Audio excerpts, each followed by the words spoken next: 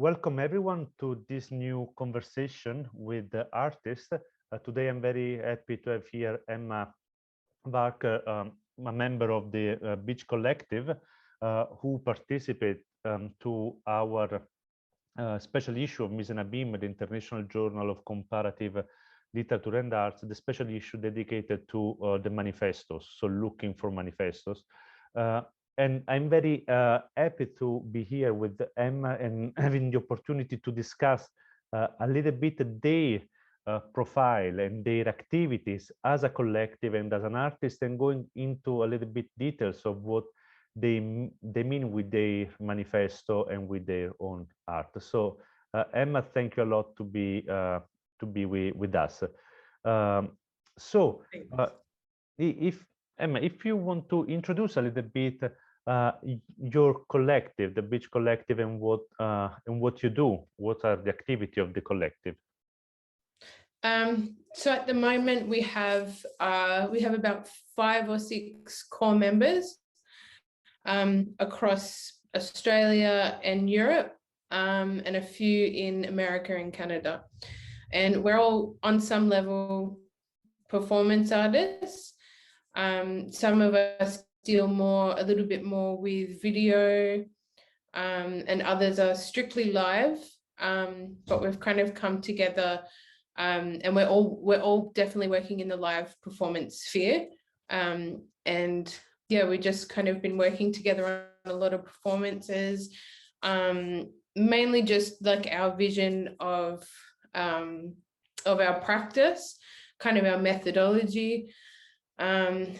And a lot of us are really looking into the intersections between cinema, social media, and new forms of kind of live art, and how we look at that now. Obviously now through things like Zoom conferencing, the pandemic, our notion of live has really changed. And sometimes it's not possible for us to perform in the way that we traditionally would. So it's just kind of, at the moment, we're just trying to map out this new schema of performance art and where it's going, and you know what our concerns are, and how we're going to exhibit and kind of move forward in the future. So that's kind of where we're at. I'm very interested in, for example, the interdisciplinary approach of your collective. You said that some of the members more interested in live performance, other one in recording arts like video and so on, and also from about the international profile. As you say, you are based in Australia, but there are members in Europe and in North America, US and Canada. So how did you, let's say, create this collective with these practitioners and expertise that are from all around the world? How you coordinate your group? So we initially met at a workshop that was run by performance artist duo Vest and Page. And so we all kind of undertook this performance workshop for about 2 weeks in Venice. And we all kind of noticed in doing these exercises that we had a lot of the same concerns. We were drawn to each other. And then whilst we were there, we decided to form this collective. We kind of manage most of our things. We'll have Zoom meetings. We'll have, you know, obviously we're all linked on Instagram. We talk on there. But each kind of, there's no like kind of hierarchy or anything. So members that are close as part of the group, and usually that's in the form of like almost a critique or something. We'll be working on something, we'll present it to the other members, and then, you know, they'll kind of, we'll go through it as a collective. Like I work closely with another member that is also in Australia, but we will also collaborate, you know, via social media. And, you know, I will say edit something for another member, like a performance or a film, and we'll kind of work in that collaborative aspect. And I think there's some other people working on Zoom performances together, and figuring out how we can kind of combine that technology that we're used to talking over like now, and using that in the performance space, if you will.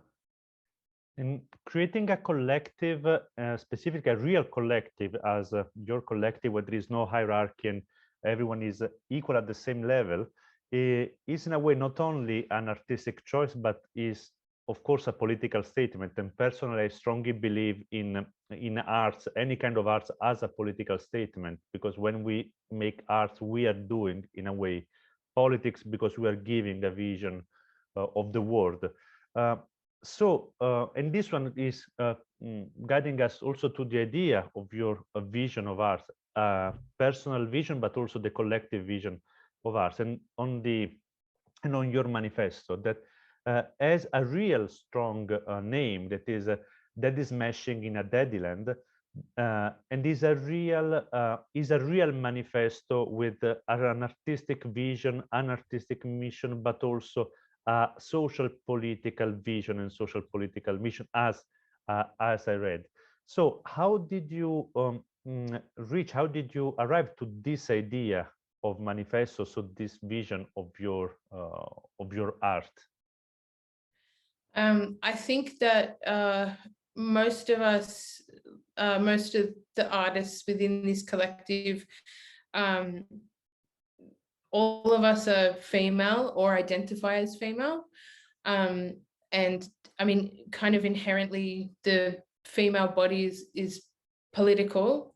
And so when you're kind of doing a performance, that's inescapable. And I think a lot of us work in areas of trauma, of gender, of you know, power play, power roles. And I think a lot of us had a lot of strong experiences, you know, in academia, like at university, for instance, and kind of on the street as well. And we all kind of felt that, you know, we came from a place of, say, you know, the 1970s, like body art, feminist body work. And it kind of, we all started there. And then kind of new things have been added, new concerns, new issues. Like a lot of members of the group, they may identify as female or non-binary. And these are different concerns. They're not particularly my concerns, but they are concerns of the group. And it's just another, it's a new thing to be looking at in terms of performance and in terms of the body as being political. And I think having those different kind of political ideas and those ideas on gender and fluidity, it says something more about, you know, the conversation in terms of, you know, what feminism is, like what gender is. And I think it, you know, the collective kind of helps each other in kind of exploring that in a more rounded way, in a more inclusive way. And it's not just the concerns of, say, you know, for me, like a middle-class cis white female, it's not just, you know, my concerns that are, you know, being at the forefront. And I feel that the notion of gender, the notion of the female is very expansive now.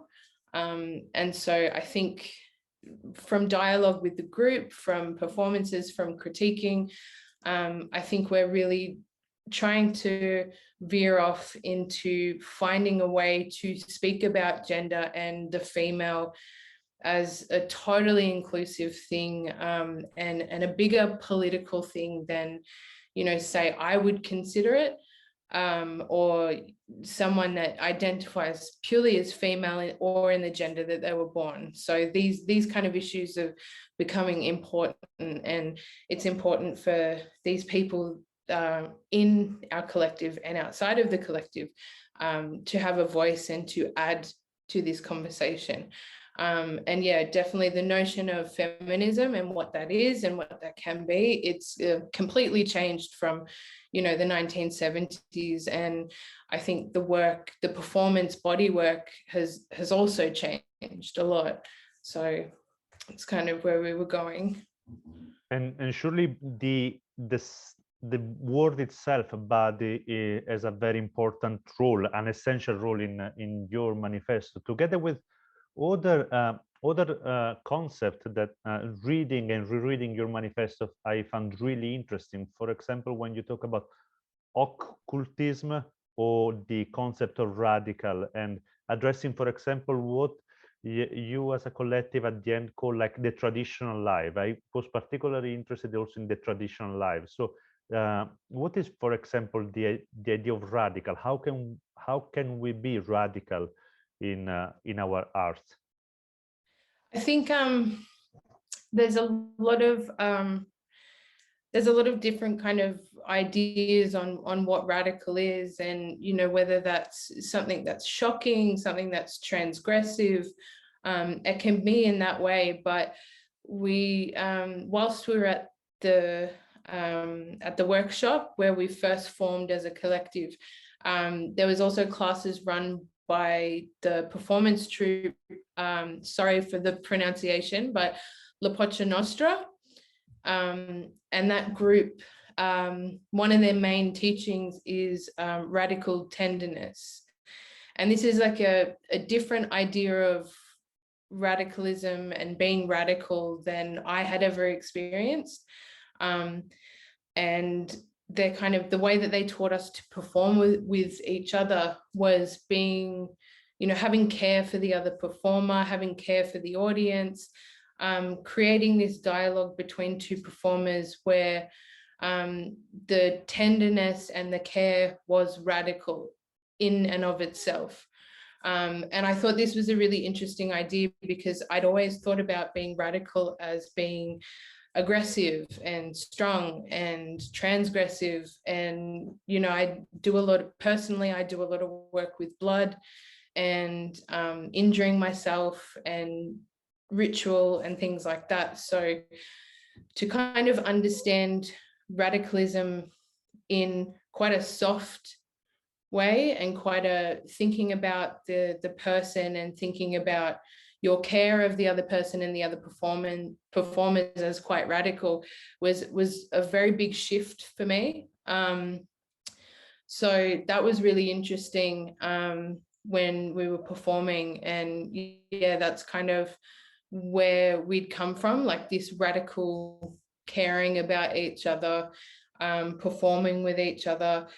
And yeah, just trying to, you know, remove so much. I think when, you know, you're doing a lot of performances on feminism, I think we tend to be quite aggressive and be quite shocking in our actions, and transgressive, because there's a lot of trauma associated with that. There's a lot of, you know, difficult things to kind of show. And sometimes we go too far into this idea of transgression. And sometimes that transgression we can hold this back, and think about ways in which we can, you know, be radical or be transgressive without violence or without, you know, hurting ourselves or the other person. So that's kind of where we're coming from with that idea. And now with the pandemic, how the situation, for example, affected or influenced your work as a collective or your practice individually? I think most of us have worked with video, mainly for performances just for video. So we were all quite comfortable within this kind of idea of just with the screen. But it's kind of, we're trying to work and develop works together that make use more of the changing technology and the way that we can perform together through things like, you know, conferences, through, you know, social platforms. It doesn't always have to be a static video. And I think, you know, just our changing methods of communication just throughout the pandemic, and the idea that we don't have to be, we can be decentralized. So something like a collective that is all over the world, it can work. And we've seen that this can work. Like, we can work from home, we can, you know, speak to somebody in another country. Like, it seems a lot more accessible now that the pandemic has happened. I think before, I don't think any of us would perhaps consider starting a collective with people that weren't local to us. And I think that idea of what's local and what's, you know, close is completely changed. And I think, yeah, because of the pandemic, we've kind of been forced to be a bit more global in our approach to the world. So this kind of, you know, being very alone as an artist, as a performance artist, doing things alone, it's definitely changing a lot now. And the ideas of like collaboration and critique and, you know, being able to perform in one space but physically being in another, I think it opens up a lot of possibilities, and a lot of things to explore performance wise. And there is any project that you are working on at the moment? Any particular project, if you want to share, or that you produced recently? I think we're all at the moment. A few of us have produced a few gallery shows separately. And we're kind of working at the moment, we're working on having a collective show probably through video, in that we're going to like hold in Australia. And we're kind of just figuring out how we can really truly make this a collective experience. Because the kind of the problems that you run into is that you know, no one person should really direct the performance, or everyone should be involved, and just about how we go about exhibiting this, what form we take. But yeah, we should be doing a group show held in Sydney fairly soon. Perfect. So I would really thank you, Emma, and would like to thank the entire Witch Collective for this wonderful conversation. So thank you a lot for all the points that you consider, that you touched in this conversation, that are really interesting. Also very close to my, as a perception of how art should be. So I would also thank you personally. Thank you a lot for that. Thank you.